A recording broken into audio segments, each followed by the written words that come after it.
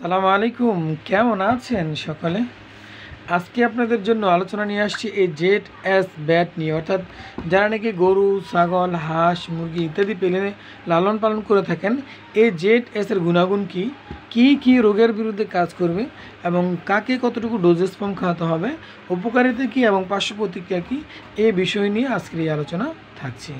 চলুন কথা না বাড়িয়ে সরাসরি মূল আলোচনায় চলে যাই। প্রথমে এই জেড এস সিরাপটি আপনি 3টা ফর্মুলার পেয়ে যাবেন। আপনি একটা পাবেন হলো স্যাসেট আকারে, যেটা পাউডার আকারে রয়েছে, ওটাও পাবেন। আরেকটা 100 ml রয়েছে, আরেকটা এই যে 500 ml রয়েছে, যে এটা হলো আবার 1 লিটারও রয়েছে, 1 লিটার রয়েছে, তা 100 ml রয়েছে এবং পাউডার আকারও এই জেড এসটি, এই 3টে ফর্মেই আপনারা পেয়ে যাবেন। এখন আসুন, সবচেয়ে বেশি ফ্যাসিলিটি পাবেন আপনার জেড এস এই 1 লিটারটা কিনলে। এটার সাধারণত প্রাইসটাও কম রয়েছে, 200 কত টাকা জানি, 200 দেখুন 255 টাকা, 250 টাকার ভিতরে এটা এনাফ পেয়ে যাবেন। তারপর আরও কিছু মানে আপনার কারসেপ রয়েছে, যেগুলো নাকি আপনারা কেনার সময় অবশ্যই পেয়ে যাবেন। আসুন কথা না বাড়িয়ে সরাসরি জেড এসের উপকারিতা সম্পর্কে জেনে নিই। না ডোজেস সম্পর্কে জানবেন না, আগে আমরা প্রথমে আমরা জেনে নিব যে এটা কি কি রোগের বিরুদ্ধে, রোগের কারণে আমরা খাওয়াতে পারবো। তবে জেড এস এবং পার্শ্ব প্রতিক্রিয়া কোন কোন ঔষধের সাথে এটা খাওয়ানো যাবে না, সে বিষয় নিয়ে আলোচনা থাকছে আজকের এই আলোচনার ভিতরে। প্রথমে দেখুন, এই জেড এসের মূল উপাদান হলো জিঙ্ক উপাদান নিয়ে, এবং দেখুন এই জায়গায় মোটামুটি একটা ধারণা দেওয়া রয়েছে পোলট্রিতে, গরু মহিষিতে, বাছুরেতে এবং পোষা প্রাণীর ক্ষেত্রে একটু ধারণা দেওয়া এই জায়গায় রয়েছে। কিন্তু ওই ধারণা থেকে আপনারা যদি পরিপূর্ণভাবে সমাধান না পান, ক্লিয়ার না করতে পারেন, তাহলে আজকের এই আলোচনাটা অবশ্যই দেখে নেবেন এবং এর উপকারিতা সম্পর্কে জেনে নেবেন। কিন্তু কী কেউ বিরুদ্ধে কাজ করবে সেটা কিন্তু এই জায়গায় তেমন দেওয়া নেই। আসুন এবার জেনে নিই। 1 নম্বর আলোচনা রয়েছে প্রজনন ক্ষমতা। অর্থাৎ আপনার যারা নাকি ডিম পাড়ার মুরগি যারা রয়েছে, যাদের ডিম পর্যাপ্ত পরিমাণে আসছে না, তাদের ক্ষেত্রেও এটা দিতে পারবেন। এবং গাভীর ক্ষেত্রে যারা নাকি যাদের বাচ্চা কনসিভ হচ্ছে না, অর্থাৎ গাভীর আপনি বীজ দিচ্ছেন কিন্তু সেই ক্ষেত্রে বাচ্চা এলাও হচ্ছে না, তাদের ক্ষেত্রেও এটা আপনারা গ্রহণ করাতে পারবেন। এবং এবার আসুন, যারা নাকি আপনার রোগ প্রতিরোধ ক্ষমতা বৃদ্ধির জন্য কিন্তু এই জিঙ্কটা খাওয়াতে পারবেন। এবার আসুন ডিমের উৎপাদন, যাদের যেসব মুরগিদের ডিম উৎপাদন কম হচ্ছে, ডিম পর্যাপ্ত পরিমাণে পাচ্ছেন না, তাদের জন্য কিন্তু এই জিঙ্কটা খাওয়াতে পারবেন। 2 নম্বর, শরীরের হাঁস, মুরগি, গরু, ছাগল, ভেড়া ইত্যাদি যত রকমের প্রাণী রয়েছে মানুষ ব্যতীত, সকল ধরনের গবাদি পশু এবং মাংসাশী প্রাণী, যেগুলো নাকি কুকুর লালন পালন করে থাকেন, বিড়াল লালন পালন করে থাকেন, তাদের জন্য কিন্তু রোগ প্রতিরোধ ক্ষমতা বৃদ্ধির জন্য এই জেটেসটি অত্যন্ত চমৎকারভাবে কাজ করে থাকেন। হ্যাঁ, রোগ প্রতিরোধ ক্ষমতার বিরুদ্ধেও কিন্তু এই জেটেসটি অত্যন্ত চমৎকারভাবে কাজ করে থাকেন। এবার আসুন আরও একটা গুরুত্বপূর্ণ কথা বলে দিই, সেটা হলো হাড়ের গঠন মজবুত। যদি আপনার গরুর যে হাড়গুলো দুর্বল থেকে থাকে বা ক্যালসিয়ামের অনেক অভাব থেকে থাকে, সেই ক্ষেত্রে কিন্তু আপনার এই জিঙ্কটা খাওয়াতে পারবেন। শুধু তাই নয়, এবং দ্রুত শরীরের বৃদ্ধি বা গঠন, মানে যেমন যতটুকু বয়সে গরুটা বা ছাগলটা বা আপনার মুরগিটা বৃদ্ধি হওয়ার দরকার ততটুকু বৃদ্ধি হয়নি, সেই ক্ষেত্রে কিন্তু এই জিঙ্কটা খাওয়াতে পারবেন। এবার আসুন বিপাকীয় কার্যক্রম বৃদ্ধিতে। অর্থাৎ বিপাকীয় মানে কি, আপনার গবাদি পশুর আপনার যে লিভার ফাংশনে যদি কোনো দুর্বলতা থেকে থাকে, বিপাকীয় মানে হজম করাতে যদি কোনো প্রবলেম থেকে থাকে, সেই ক্ষেত্রে কিন্তু আপনার এই জিঙ্কটা খাওয়াতে পারবেন। এবার আসুন পালক গজানোর ক্ষেত্রেও কিন্তু এটা, যেসব মুরগির পালক গজায় না বা দেখতে পশম পড়ে গেছে, যেমন আপনার ভেড়ার ক্ষেত্রে অনেক সময় পশম চেঞ্জ হয়, সেই ক্ষেত্রে কিন্তু এই জিঙ্কটা আপনি গ্রহণ করাতে পারেন। ও সৌন্দর্য বৃদ্ধিতে এবং দেখতে খুব লাডুস লুডুস মনে হবে, দেখতে খুব সুন্দরও লাগবে, এরকমও যদি করতে চান তাহলে অবশ্যই জিঙ্কটা খাওয়াতে পারবেন। এবার আসুন মাত্রা নিয়ে একটু আলোচনা করি।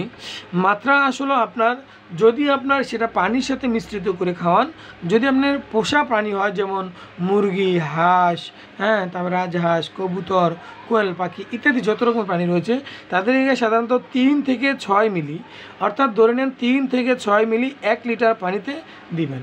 এবং কতদিন খাওয়াতে পারেন, সেই ক্ষেত্রে আপনার যদি এটা সারা বছর মানে কন্টিনিউ করেন তাতেও কোনো প্রবলেম নেই। তবে সর্বনিম্ন 1 সপ্তাহ খাওয়াবেন, সর্বনিম্ন 5 থেকে 7 দিন পর্যন্ত খাওয়াবেন।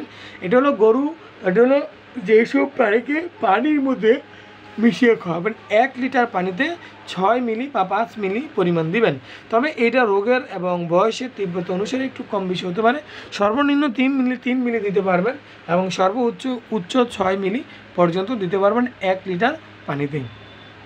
এখন আপনার বয়স, মুরগির বয়স ধরুন আপনি একটা ব্রয়লার মুরগি লালন পালন করেন, সেই ক্ষেত্রে ধরুন বয়সটা রয়েছে আপনার 20 দিন, সেই ক্ষেত্রে আপনার 5 মিলি দিতে পারেন, কোনো সমস্যা নেই। 6 মিলিও দিতে পারেন, কোনো প্রবলেম নেই।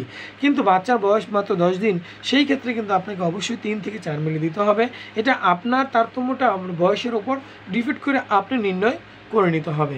এবার আসুন জেনে নেই, যদি আপনার পোলট্রি হয় সেই ক্ষেত্রে আপনার যদি প্রতিরোধের ক্ষেত্রে হয়, এটা রোগের ক্ষেত্রে ব্যবহার করবেন এত মিলিতে। যদি আপনার সেই ক্ষেত্রে আপনার এটা যদি রোগ প্রতিরোধ ক্ষমতা হয় তাহলে সেই ক্ষেত্রে আপনি নর্মাল ডোজটা 3 মিলি প্রতি লিটারে ব্যবহার করলেই চলবে, তারও কম দিতে পারবেন, সমস্যা নেই।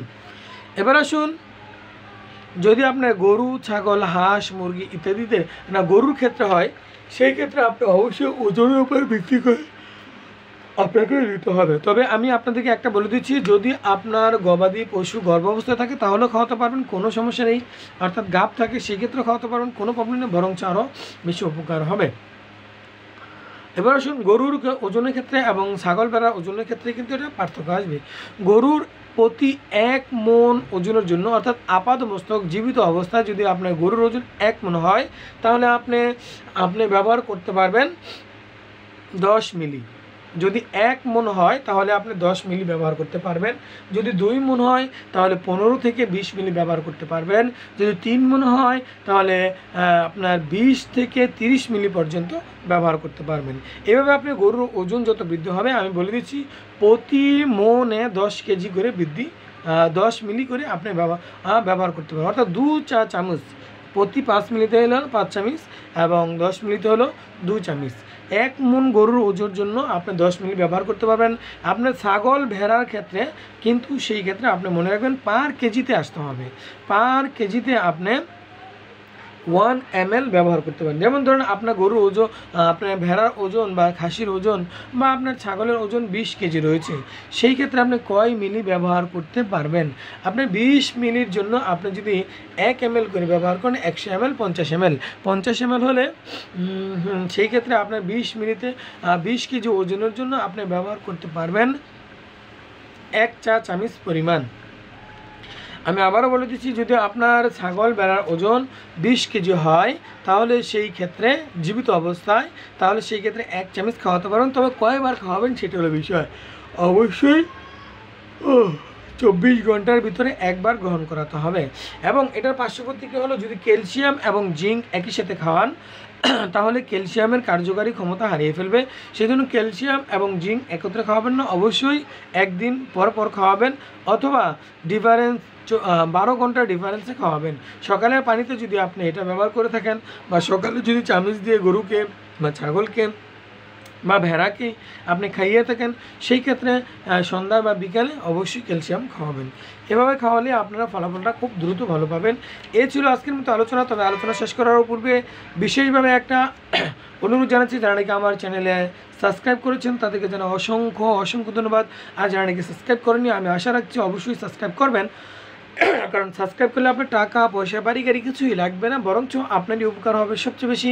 পরবর্তী আমি যখন এইরকমের একটি ইনফরমেটেড ভিডিও আমি আপনাদের জন্য আপলোড করে দেব, আপনারা আপনাদের মোবাইলে পেয়ে যাবেন। মন চাইলে দেখে নেবেন, নতুবা এড়িয়ে দেবেন।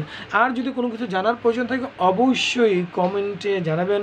তাই সকল ধরনের মঙ্গল কামনা করে বিদায় নিচ্ছি। আসসালামু আলাইকুম ওয়া রাহমাতুল্লাহি ওয়া বারাকাতুহু।